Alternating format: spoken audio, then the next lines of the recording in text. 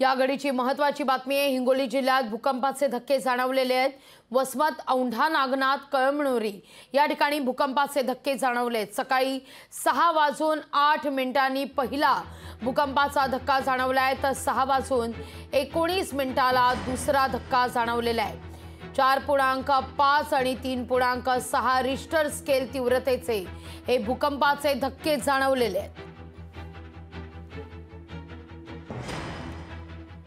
या घडीची ही महत्त्वाची बातमी आपण पाहतोय। हिंगोली जिल्ह्यात भूकंपाचे धक्के जाणवलेले आहेत। वसमत, औंढा, नागनाथ, कळमनुरी या ठिकाणी भूकंपाचे धक्के जाणवलेले आहेत। अधिक माहिती घेतोय आपले प्रतिनिधी गजानन वाणी यांच्याकडून। गजानन, काय परिस्थिती आहे हिंगोली जिल्ह्यात? नक्की लागे आपण जर बघितलं तर हिंगोली जिल्ह्यामध्ये आज सकाळी जे आहे ते दोन भूकंपाचे सौम्य धक्के जाणवले आहेत। पहिला धक्का जे आहे ते सकाळी 6:08 तर दुसरा धक्का 6:19 जाणवलेला आहे।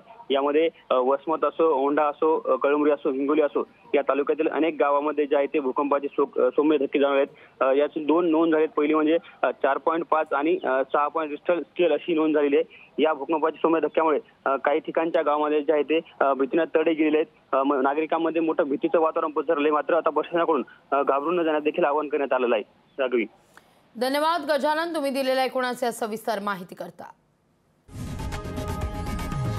लोकशाही मराठी ऐका, पहा, जागरूक रहा।